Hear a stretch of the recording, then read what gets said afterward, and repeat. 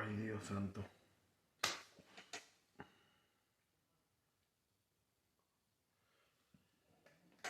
Vamos a ver, nos quedamos.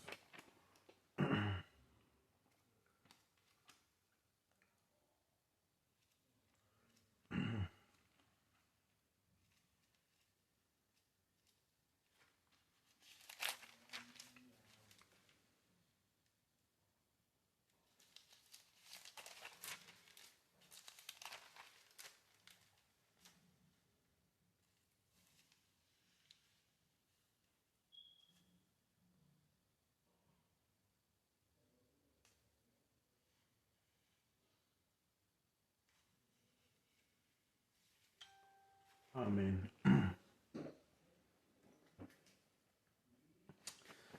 Dios les bendiga. Buenas noches. Muy buenas noches. Ay, santo.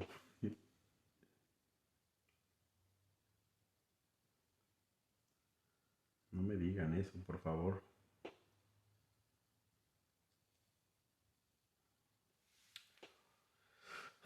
Andrea, Dios te bendiga.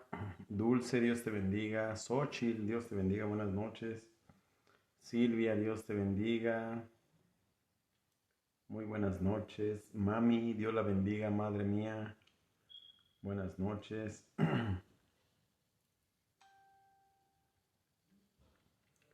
Bueno, vamos a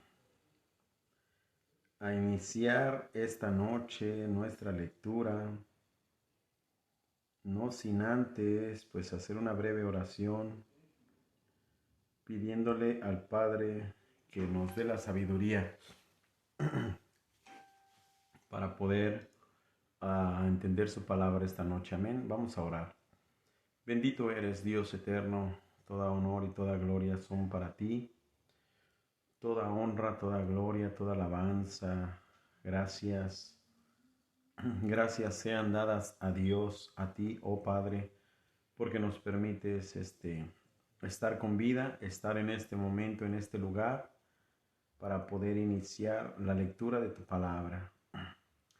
Mi alma te alaba, mi alma te bendice, Señor, y te doy gracias.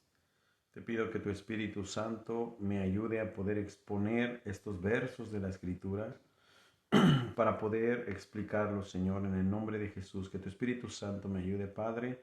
Amén y amén. Gloria a Dios.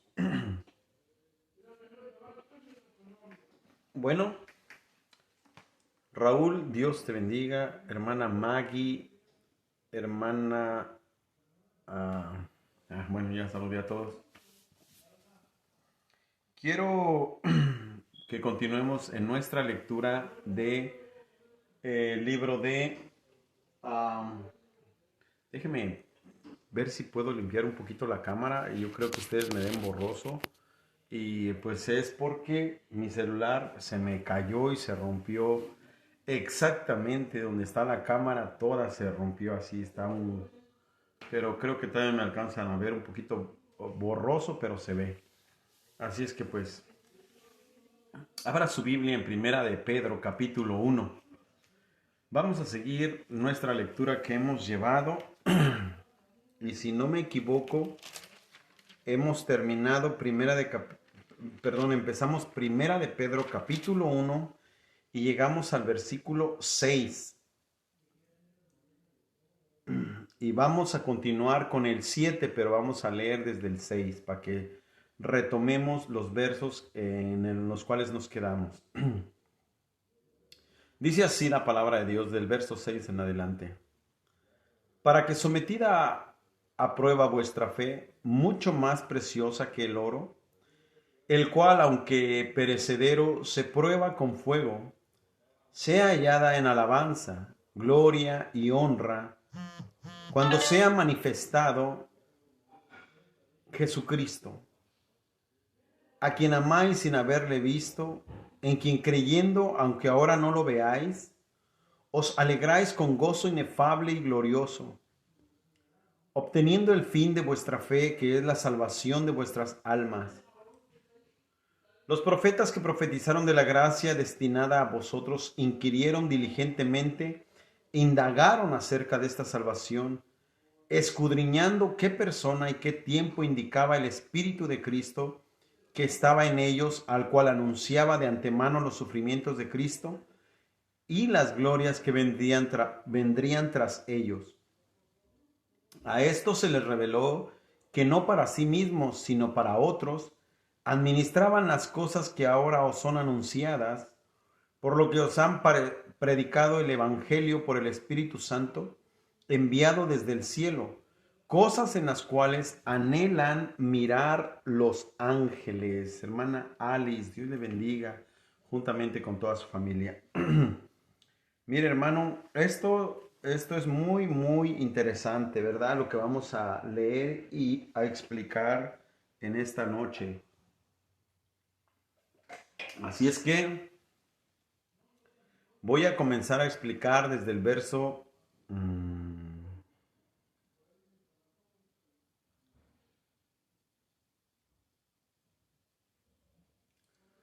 7.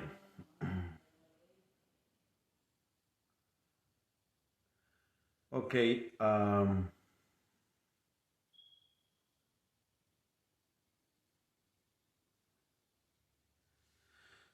Nuestra fe tiene que ser probada con fuego.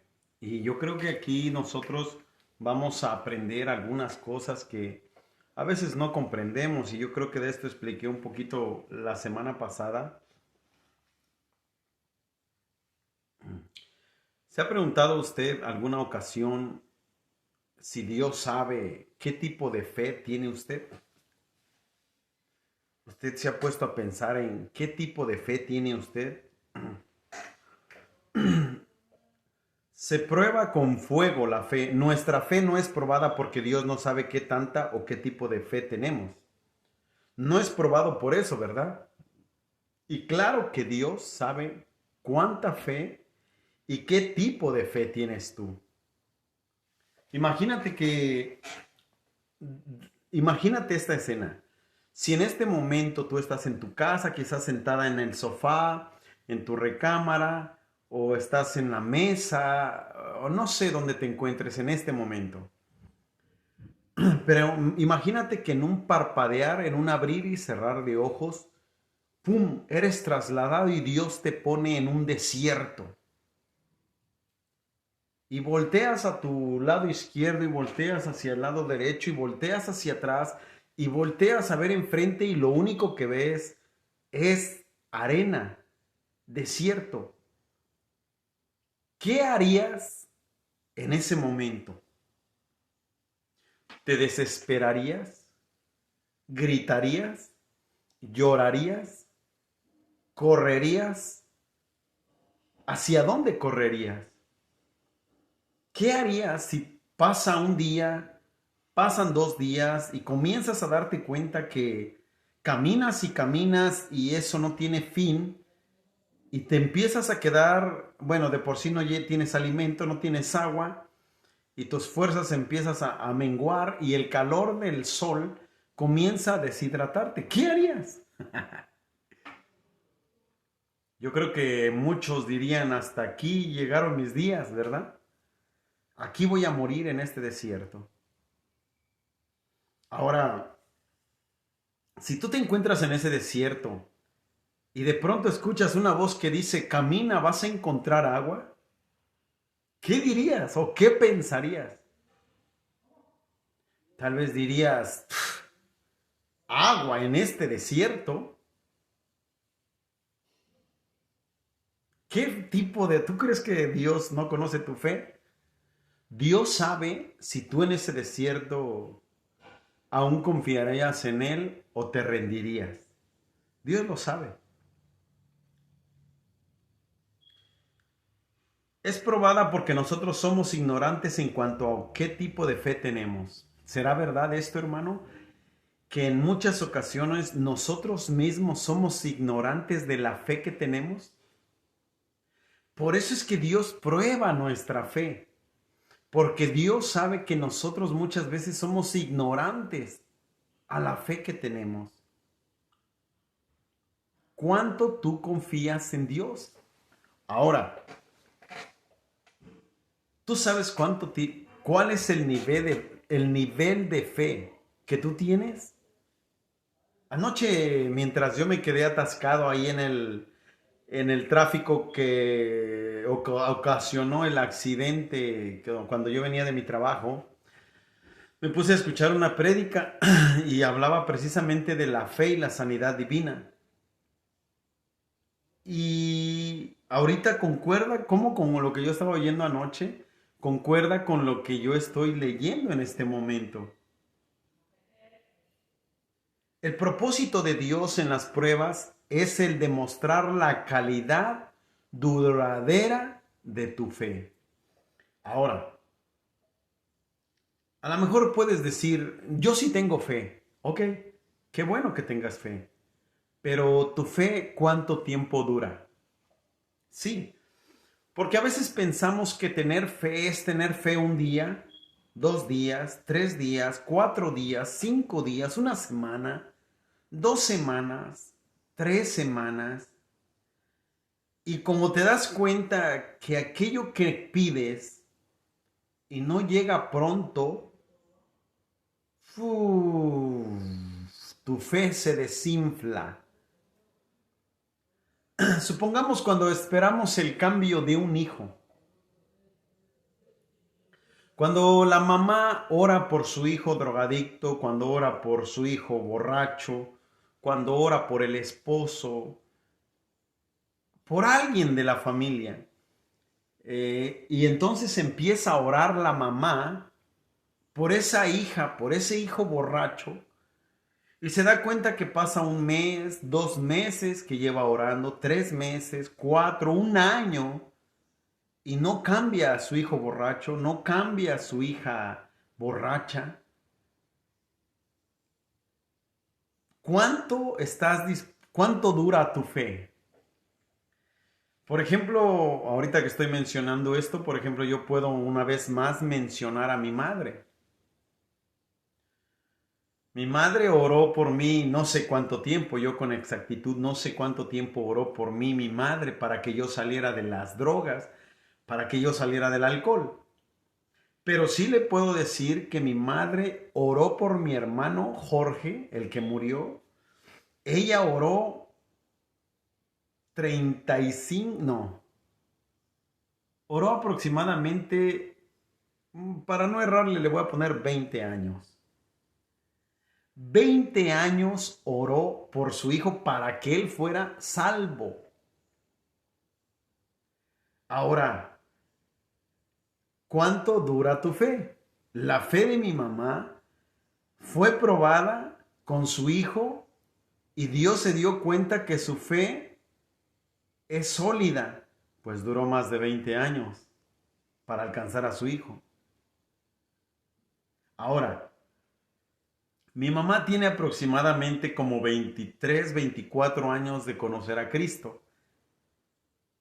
Ahora, le voy a decir cuánto calculo yo que tiene de fe mi madre. Tiene un hijo que no ha sido alcanzado, que anda por ahí de rebelde todavía. Y tiene 23 años de cristiana mi madre, de tener fe en el Señor. Tiene 23 años orando por su hijo. Y ella estoy seguro que mañana no va a dejar de orar por ella, ni pasado, ni en 1 mes, ni en 2 va a dejar. Ella quizás deje de orar cuando ya no esté en este mundo. ¿Por qué le digo? Porque si un día su hijo es alcanzado por la fe que ella tiene, ¿ella cree que va a dejar de orar por su hijo? No. Yo hace tiempo fui alcanzado por el Señor y estoy y sé 100% seguro que mi madre sigue orando por mí. Ahora ya no ora para que Dios me saque de las drogas y del alcohol. Ora para que yo siga en el ministerio o en el camino del Señor. Mire nada más lo que mide su fe de esta mujer. ¿Cuánto estás dispuesto a tener fe? ¿Cuánto tiempo? ¿Cuál es tu necesidad? ¿Cuál es tu petición? ¿Y tienes fe o tu fe? Si habláramos del matrimonio y si habláramos del noviazgo y si habláramos de las parejas, ¿Sabe? Lo más triste que me encuentro en el camino es que muchas hermanas o hermanos, más se da en la mujer, dicen, a mí ya si no, el Señor no me quiere dar un varón, estoy bien así. Mentira. Esa es una mentira. Nadie quiere estar solo. Yo me siento bien solo, pero no quiero quedarme solo. Ahora, la pregunta es, ¿cuánto tiempo tu fe va a durar? Ahora, cuando una hermana expresa y dice, me siento bien sola, no necesito a alguien, es porque quizás su fe en ese sentido o en ese objetivo ya menguó. Su fe se desvaneció porque no llegó al primer año, al segundo año, porque estuvo orando varios años y no llegó y su fe se desvaneció. No es que sea como... nos justificamos diciendo nos sentimos bien solos, estoy bien solo, ¿para qué? No es cierto. Entonces, ¿cuánto dura tu fe? Entonces, por eso a veces Dios nos prueba para que nosotros nos demos cuenta del nivel de fe que tenemos. Dios nos permite ser probados para que nosotros nos demos cuenta qué nivel de fe tenemos.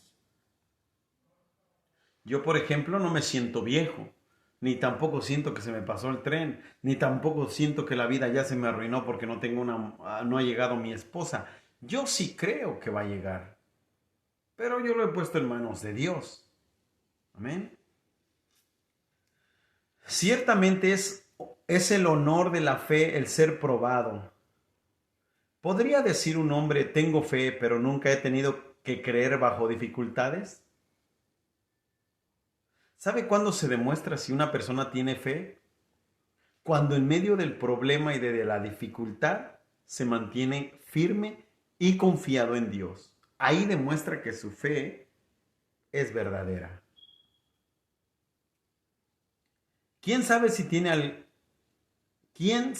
tú tienes alguna fe?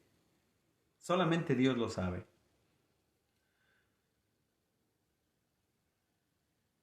Ahora, podría decir un hombre, tengo gran fe en Dios, pero nunca la he tenido que usar más que en los asuntos ordinarios de la vida, donde lo pude haber hecho de igual manera sin ella. ¿Entendió? ¿Podría un hombre decir, yo tengo fe en Dios, pero él sigue viviendo una vida ordinaria, normal, como siempre, y su fe nunca ha sido usada, su fe nunca ha sido probada? ¿Podría esta persona tener fe? No, no tiene fe. Porque la fe tiene que ser probada. Entonces nosotros tenemos que entender que cuando nosotros estamos en una situación difícil es porque Dios está probando tu fe.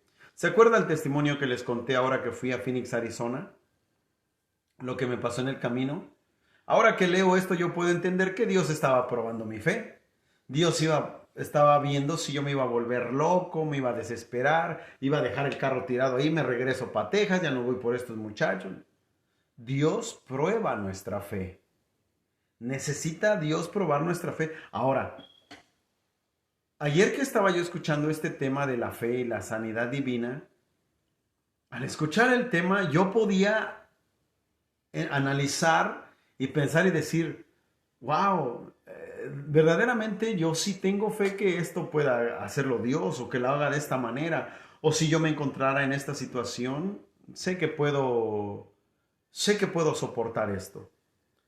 Ahora yo mismo me doy cuenta del tipo de fe que tengo.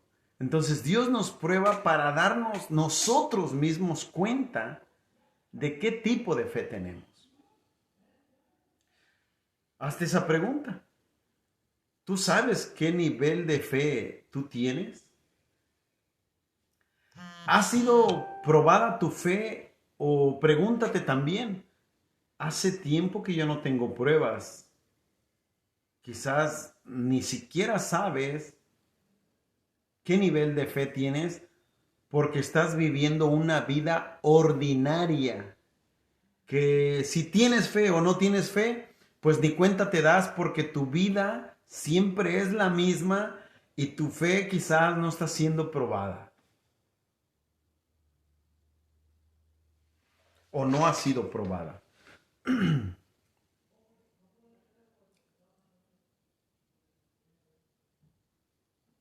Ahora, ¿crees que una fe como esta, una fe ordinaria, a eso me refiero? ¿Crees que una fe como esta podrá traer gran gloria a Dios o atraer a ti alguna gran recompensa? ¿Crees que con una fe ordinaria podrías darle gloria a Dios o traer a tu vida una gran recompensa? Mira, hermano, cuando nosotros somos probados y vencemos la prueba, ese es un punto importante, que al ser probados venzamos. ¿Quién se glorifica cuando vencemos? Dios. ¿Por qué? Porque cuando nosotros soportamos la prueba, la aflicción, el dolor, lo que estemos pasando, y como dice por ahí un dicho, todo tiene una salida, ¿verdad? Todo tiene un comienzo, pero también tiene un final, ¿verdad?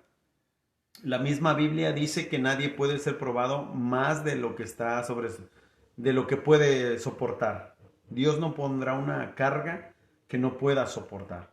Entonces, después de que pasamos la tribulación o la prueba, ¿quién es glorificado? Dios. Porque entonces decimos, gracias Señor, porque me guardaste, porque me cuidaste, porque estuviste conmigo. Gracias Señor, a ti la gloria, a ti la honra, a ti la alabanza. ¿Verdad? Entonces, Él nos pone a prueba para probar nuestra fe y para a la misma vez ser glorificado por nosotros. Amén. Suxi, Nasi Carrillo y Epi Martínez, hermana Reina, Dios les bendiga, buenas noches. Estamos en Primera de Pedro, capítulo 1, verso 7 en adelante. Entonces,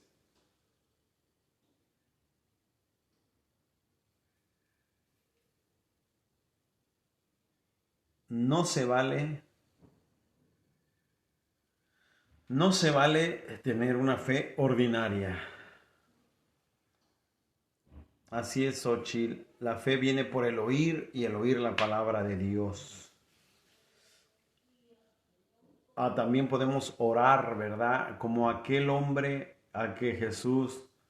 que le dijo a Jesús, Señor, aumenta mi fe, ¿verdad? Pero sobre todo leyendo la palabra de Dios. Ahora, yo siempre le digo a los hermanos, usted está falto de fe, usted duda de Dios, usted tiene que leer el Antiguo Testamento. Sí, hermano. Todo aquel que es falto de fe, lea el Antiguo Testamento. Lea, hermano, las proezas, lea a los profetas, a los reyes. Usted va a ver a los hombres de Dios cosas tremendas que hicieron. Por eso la Biblia dice, la fe viene por el oír y el oír la palabra de Dios. ¿Qué es lo que hizo que mi fe creciera mucho desde que yo conocí al Señor? Que yo leía mucho el Antiguo Testamento. Me encanta el Antiguo Testamento. Y el leer a los profetas, el leer las victorias de los reyes, de los patriarcas, de Abraham, de Isaac, de Jacob, de José, del rey David, de Eliseo, del profeta Elías. Eso aumentó mi fe en grande manera. Entonces dice el versículo, mucho más preciosa que el oro, el cual, aunque es perecedero, y así es, mire hermano, mire qué bendición, ¿eh? Si el oro es probado por el fuego, todos nosotros sabemos que el oro lo funden en el fuego para probarlo si es buen oro o no es buen oro. Ahora imagínese, el oro, bueno, ahorita lo vamos a ver aquí en los comentarios. Dios tiene un gran e importante propósito al probar nuestra fe. Recuerde, el oro es probado en el fuego. La fe es probada para demostrar si es fe sincera o fe verdadera. Nosotros tenemos que demostrarle a Dios que nuestra fe es una fe sincera y verdadera. Porque imagínese, hermano, que yo digo que amo a Jesús. Pero viene una prueba, viene una situación y comienzo a blasfemar y le doy la espalda a Dios. Entonces nos damos cuenta que mi fe era un mal oro, no era oro fino, oro puro. Nuestra fe es probada. Y si yo vuelvo atrás, si yo le doy la espalda a Jesús, no estoy siendo un buen oro. Yo necesito ser probado y pasar la prueba para demostrarle a Dios que mi fe es una fe sincera, verdadera. El oro es uno de los materiales con más duración. Aún así, algún día perecerá, pero nuestra fe permanecerá para siempre. Imagínese, hermano, llegará el momento, aunque el oro tiene mucho valor aquí en la tierra y dura muchísimo, llegará el momento que aún el oro desaparecerá, pero su fe, la esperanza que tenemos en Cristo, no se terminará jamás. Esa fe es la que nos llevará a la gloria eterna. Ok, dice el verso, obteniendo el fin de vuestra fe. El fin de vuestra fe es el regreso de Jesús y la salvación de vuestras almas. ¿Dónde se termina nuestra fe? Cuando vemos cara a cara a Jesús. Imagínense que suena la trompeta, la iglesia es levantada y esa fe que teníamos es la que nos lleva a Él, pero estando frente a Él, ¿para qué ocuparíamos ya la fe? Para nada. Pero hoy la ocupamos y tenemos que tener una fe verdadera. Las pruebas y las aflicciones serán inevitables. Mientras estemos en este lado del fin de vuestra fe, mientras no veamos al Dios que servimos, debemos de soportar las pruebas y enfrentarlas con fe y gozo. Oiga bien, mientras estemos en este mundo, mientras no veamos todavía a Dios, debemos de soportar las pruebas y enfrentarlas con fe y gozo. Hermano, no sé por qué voy a decir esto. Yo oigo muchos cristianos quejándose de su estatus económico. Oigo a muchos cristianos siempre quejándose que no tienen dinero. Hay hermanos que me escriben pensando que yo soy rico. Piensan que yo tengo mucho dinero. No sé por qué piensan eso. Yo no sé si porque tenemos la asociación y ayudamos gente, pero todos ustedes saben que la asociación no soy yo el único que está en la asociación. Somos 10 personas las que conformamos la asociación, cristianos y no cristianos. Yo solamente soy el instrumento que Dios usó para formar esta asociación, pero somos 10 delegados de la asociación. Y yo decidí llamarlos delegados por cuanto no todos son cristianos. ¿Ok? Pero yo no soy un hombre apoderado, ni rico, ni nada. No, hermano. Yo soy un hombre que trabajo todos los días como usted lo hace donde se encuentra. Ahora, hermano, vuelvo a lo que estaba al principio. Hay muchos que se quejan de su estatus económico. Hace unos días me encontré a un pastor en una tienda y yo le comentaba que ya me voy para México. Y me dijo, piénselo bien. Y le dije, ¿por qué?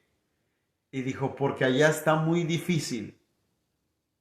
Mi respuesta para con él fue, Dios es Dios en los Estados Unidos y en México. Dios te puede bendecir aquí, allá y donde quiera que tú te encuentres. Solo obedécele. Dios bendice a quien le obedece a Él. Dios no bendice rebeldes. Dios no bendice desobedientes. Dios no bendice a quien no le busca. Dios no bendice al ladrón. Dios no bendice al que miente. Mira, hermano, ahora, aquí entra la fe. La fe, hermano. No importa el lugar donde tú te encuentres. Muchos de los hombres de Dios, como Job, no eran bendecidos a lo mejor que les llegaban fortunas de dinero. Ellos a lo mejor con muchos hombres de Dios compraron una oveja o un par de ovejas. Y Dios bendijo a Job con ovejas, de tal manera que se multiplicaron y eran cientos. Compró un par de camellos y se multiplicaron. Lo que pasa es que a veces nosotros no sé de qué manera queremos la bendición de Dios. Pero Dios nos ha dado herramientas. Dios nos ha dado entendimiento, sabiduría. Si usted, mire, póngase a pensar rápidamente en esto. Si usted encuentra en la calle 5,000 pesos o 5,000 dólares, ¿qué es lo primeritito que se viene a la mente de muchos? Ay, me voy a comprar ropa, me voy a comprar estos zapatos, me voy a comprar esta tele, Piensan en comprar cosas materiales, pero muy poquitos son los que piensan en decir, voy a invertir este dinero en comprar, no sé, una máquina para, un ejemplo, esto es un ejemplo, una máquina para hacer jugos. Y ya desde que tenga mi negocio de jugos, de las ganancias compro la televisión que necesito. ¿Se da usted cuenta? Muchas veces la gente tiene dinero y compra lo que no necesita, en vez de comprar lo que verdaderamente necesita para producir. Y le voy a decir un consejo de los sabios judíos. Ellos dicen, nunca compres lo que no necesitas. Una vez leí un libro que se llama Descubriendo la clave judía. ¿Por qué los judíos son tan ricos? ¿Qué hacen los judíos? Los judíos, supongamos que no tienen nada y quieren pues tener algo, materialmente hablando. El judío dice, bueno, yo soy pintor, pues yo necesito un carro, necesito tener una casa, necesito tener muebles, necesito tener televisión, todo esto. Pero el judío dice, lo primero que necesito es comprar mi herramienta de trabajo. Cuando ya tenga toda la herramienta de trabajo y ya tenga yo empleo o casas que pintar, ya que tengo mi herramienta y las casas, eso me va a dar para todo lo que necesito después. A muebles, casa, carro, todo. Pero nosotros a veces somos todo lo contrario. Compramos la casa, nos endeudamos con casa, nos endeudamos con carro, nos endeudamos con teles, pero no tenemos una buena fuente económica que nos solvente todo lo que queremos. Hacemos las cosas al revés, hermano. Entonces,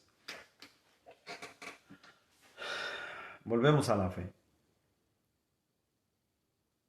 Entonces, yo le decía que hay muchos que se quejan de la vida, de su economía. Todavía no han terminado de entender que teniendo pan y abrigo, estemos contentos. El libro de Proverbios nos dice que al rico su abundancia no lo deja dormir. Y también dice que cuando lo aumentan los bienes, aumentan los gastos. ¿De qué me sirve a mí ganar $20,000 semanales si tengo que el gobierno me va a quitar un montón de taxas? Si tengo que pagar esto, tengo que pagar aquello, tengo que ir allá, tengo que ir acá. ¿Para qué lo quieres? Ahora, muchos cristianos que sueñan con venirse a Estados Unidos piensan que Estados Unidos es un país que llegas y ya como que del cielo empiezan a caerte ciertos dolaritos, o que los árboles cuando se mueven se les caen las hojas y se vuelven dólares y caen al piso. Hermano, Dios es Dios en todo lugar. A mí no me importa dejar este país, irme para mi México. Yo sé que allá no voy a ganar lo mismo. Tampoco sé que voy a tener a lo mejor la comodidad de aquí. Pero con mis años que he vivido en Estados Unidos, que han sido ya 17 años en total, yo no cambio México por Estados Unidos. Porque yo estuve en México y nunca me faltó para comprarme un pantalón, una playera, unos zapatos. Nunca dormía a la intemperie. Dormía en una casa con techo. Desayunaba delicioso, comía delicioso, viendo a mi madre, viendo a mi papá, viendo a mis hermanos. Libre, caminaba, corría, iba al cerro.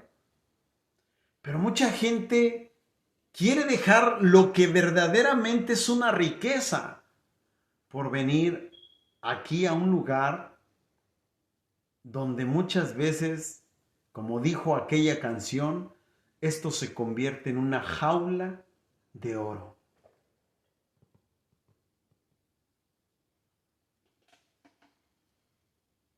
No sé por qué me metí en ese terreno, pero bueno. A quien amáis sin haberle visto, dice el verso. Pedro sabía que, a pesar de que había visto a Jesús antes y después de la resurrección, casi todos los cristianos de la iglesia primitiva no habían visto a Jesús. Aún así, le amaban. Jesús no era menos real simplemente porque no le habían visto. Pedro, el apóstol Pedro, vio a Jesús, ¿verdad? Cuando comenzó su ministerio. Y también lo vio cuando resucitó. Pero aun cuando Jesús resucitó y se fue, Pedro lo seguía viendo. Él no dijo, es menos Jesús ahora que no lo veo. No, él lo siguió viendo de la misma manera. Ahora, dice el escritor que la iglesia primitiva no había visto a Jesús, pero amaban a Jesús. Ahora yo le pregunto, o preguntémonos, yo no he visto a Jesús. ¿Y lo amas? ¿Amamos a Jesús?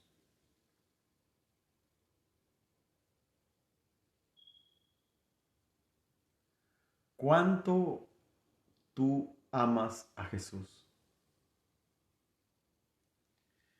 Y aquí yo podría meterme a reflexionar, a hacerlo reflexionar, porque muchas veces podemos comparar el amor de Jesús con nosotros como cuando nosotros amamos a una mujer, a tu esposa. Imagínate, me voy a poner de ejemplo yo. Imagínate que yo tengo mi esposa en México y yo me vine para Estados Unidos. Y de pronto yo empiezo por acá a ver a las muchachas, trabajo en un restaurante, veo las meseras, ¿verdad? Las americanas, las mexicanas o las que trabajen ahí. Y de pronto yo volteo a ver a una y digo, wow, qué linda. Y le empiezo a hacer plática y le empiezo a decir piropos y qué bonita y qué linda y wow, tienes unos ojos hermosos. Y a ella le gusta y de repente un día yo empiezo a salir con ella y yo llego en la noche aquí, le llamo, le mando un texto a mi esposa y le digo, hola mi amor, te amo, ¿cómo estás? Buenas noches. ¿Qué piensa usted de eso? Qué infiel, ¿no? qué falso, qué engañador. Entonces, ahora apliquémoslos con Jesús. ¿Cómo somos con Jesús? Yo puedo decir que lo amo, pero no hago lo que Él me dice que haga.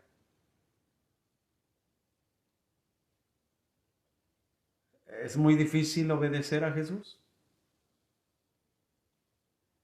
Es muy difícil, hermanos, apartarnos de lo que realmente nos aparta de Él. Todos tenemos tentaciones. Hay quienes tienen tentaciones por tomar, por drogarse, por ser infiel. Quizás tu tentación es ir a los bailes. Quizás tu deseo es irte a bailar. Quizás tu problema es la pornografía. ¿Con qué le decimos a Jesús, yo no te amo? ¿Qué es lo que contamina tu vida?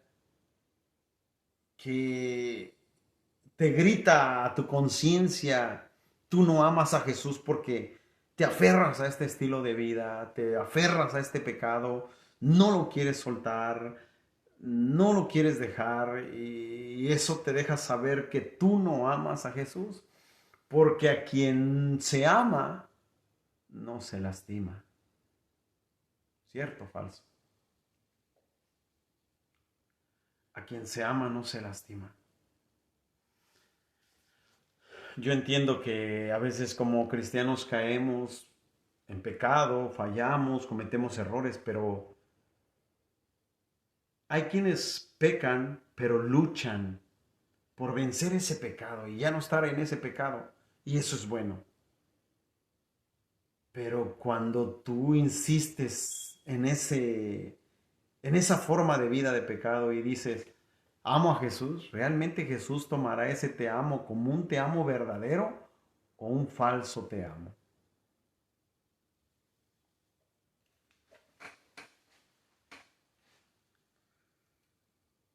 Jesús no es menos real porque no lo vemos. Jesús no es menos real porque no lo vemos. Él es real aun cuando no lo vemos. Y sé que usted en más de una ocasión ha sentido la presencia de Dios y usted sabe que Dios es real.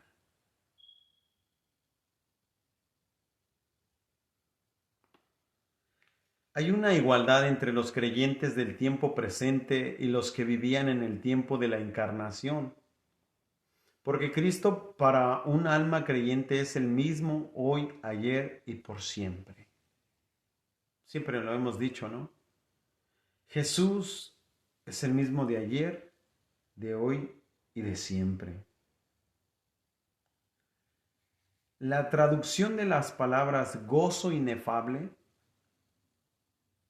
solo ocurre aquí en el Nuevo Testamento y describe un gozo tan profundo que es más allá de lo que las palabras pueden expresar. Su gozo no era ordinario ni gozo humano. Cuando se habla de un gozo inefable, hermano, recuerda las palabras que mencionó Pablo que oyó en el cielo, palabras inefables, algo inexplicable. Nosotros tenemos que sentir un gozo inefable debido al amor de Jesús hacia nosotros, del perdón, de la salvación. Esto yo creo que sería suficiente para que nosotros tengamos un verdadero gozo, un verdadero agradecimiento. De verdad, ¿alguna vez has recibido una llamada? Bueno, hoy videollamada, llamada, mensaje de audio o de texto de alguien Por ejemplo, a mí me hicieron una llamada esta tarde mientras salía de mi trabajo, iba a una tienda.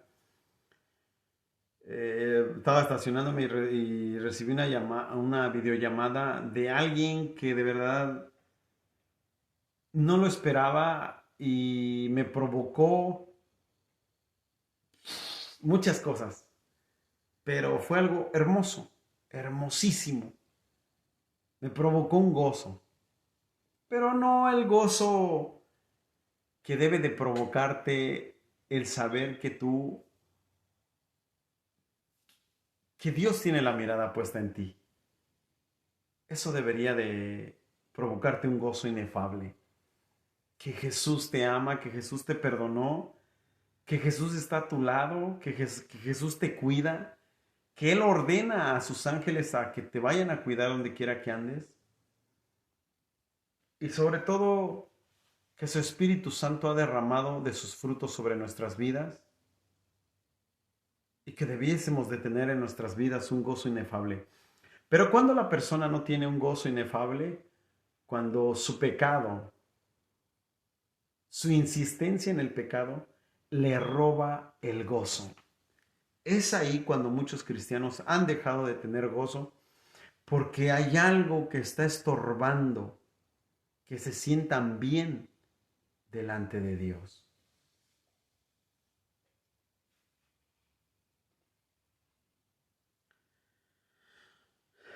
Leemos donde dice: los profetas que profetizaron de la gracia destinada a vosotros inquirieron diligentemente, indagaron acerca de esta salvación, escudriñando qué persona y qué tiempo indicaba el Espíritu de Cristo que estaba en ellos, el cual anunciaba de antemano los sufrimientos de Cristo y de las glorias que vendrían tras ellos.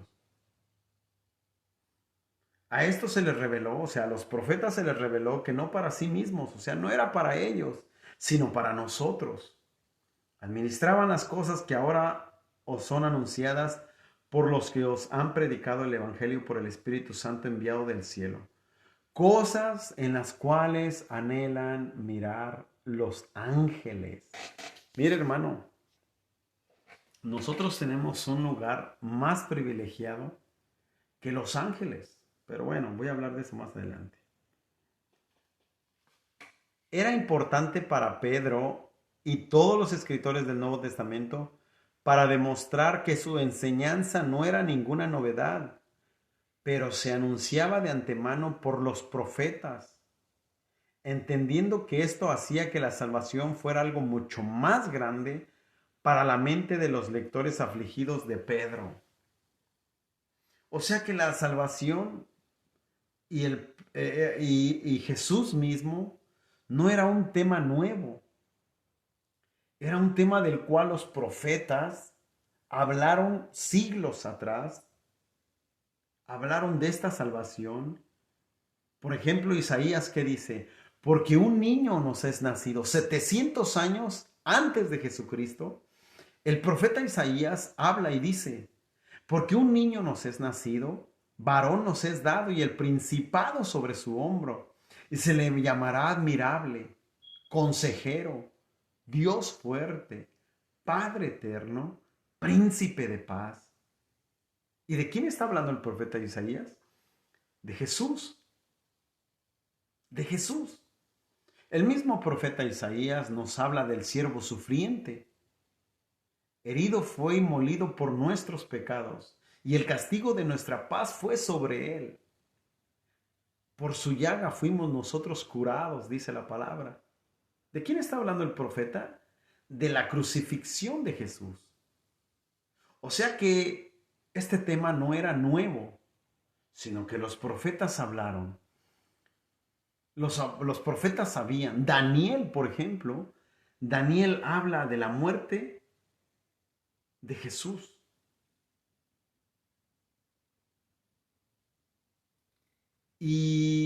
Pero aún no era este mensaje de salvación, aún no era para los profetas. Por eso dice, no era para ellos, sino para otros o para nosotros. Y mire que el apóstol Pedro dice, era para nosotros. Pero ahora, 2000 años después, nosotros, los del siglo XXI, En el año 2022 decimos, era para nosotros ese mensaje de salvación. Qué tremendo, ¿no?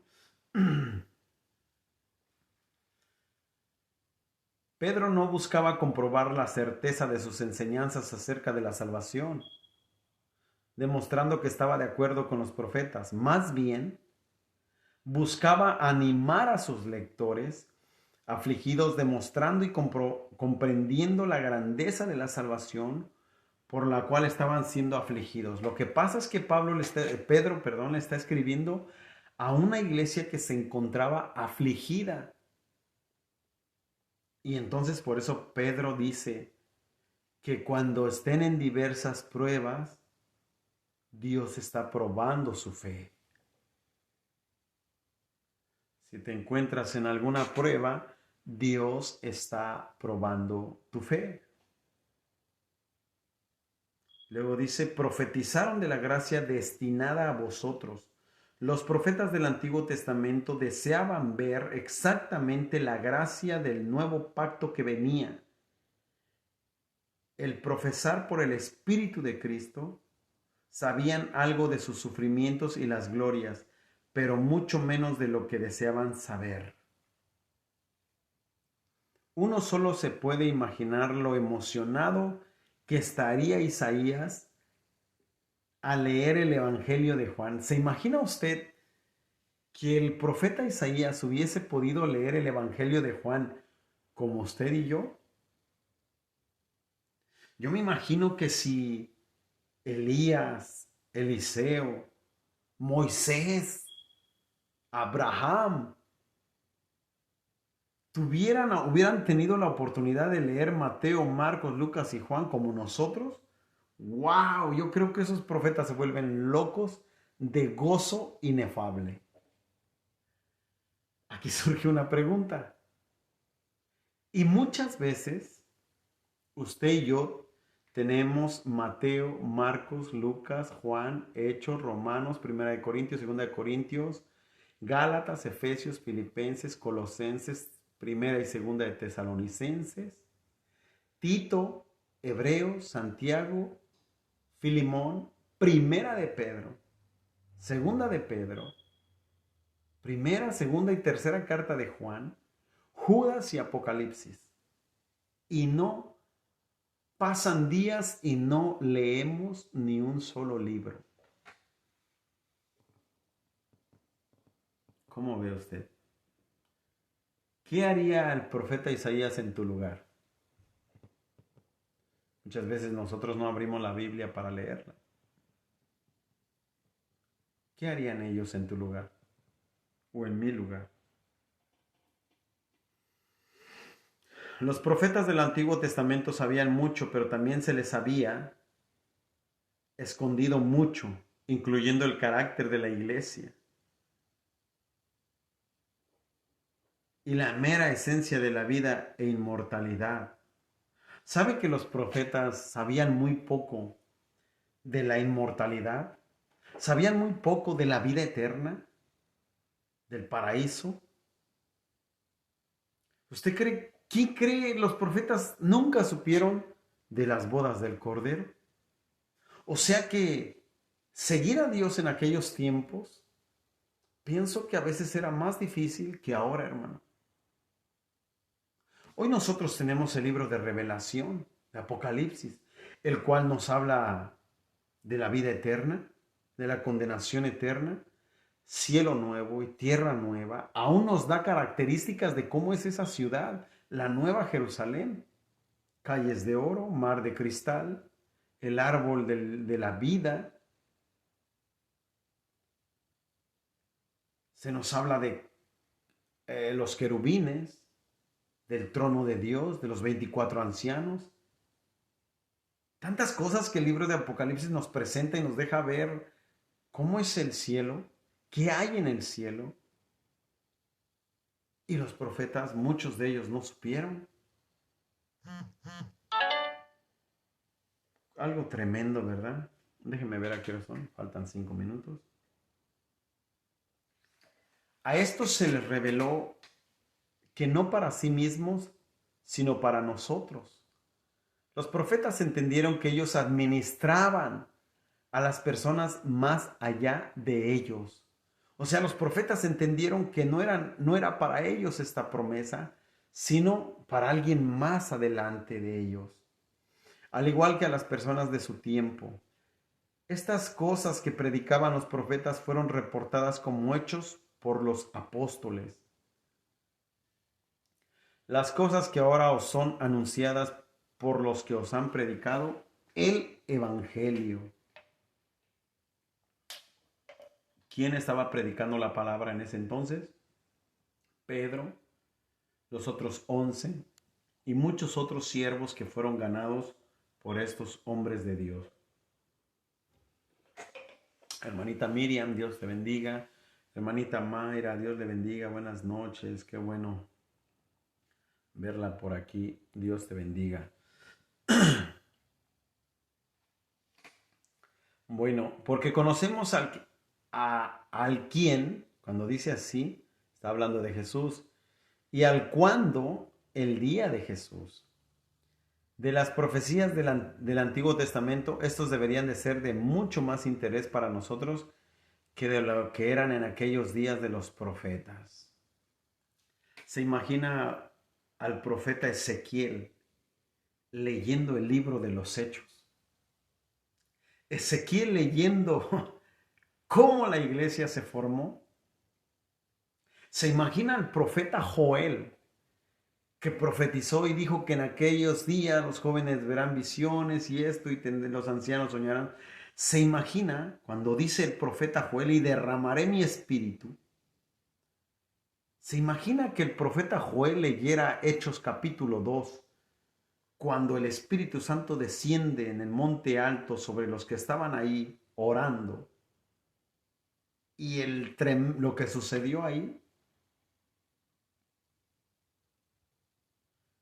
Pero muchas veces nosotros no hemos leído el libro de los Hechos.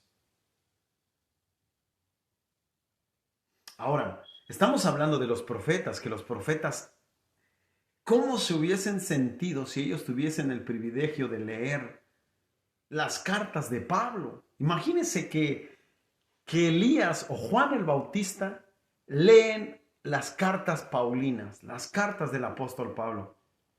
¿Qué pensaría, por ejemplo, Juan el Bautista, que era un tremendo predicador, un tremendo profeta, y se pone a leer las cartas del apóstol Pablo? ¿Qué diría Juan el Bautista de Pablo? ¿Qué diría Elías el Tisbita, el profeta Elías, si leyera el Evangelio de Juan, donde se menciona a Juan el Bautista, en el cual reposaba el espíritu de Elías? ¿Qué pensarían los profetas si leyeran el Nuevo Testamento? ¿Qué dirían? Ellos tendrían un gozo inefable, como dice ahí la palabra. Un gozo inefable. Pero ellos no tuvieron ese privilegio.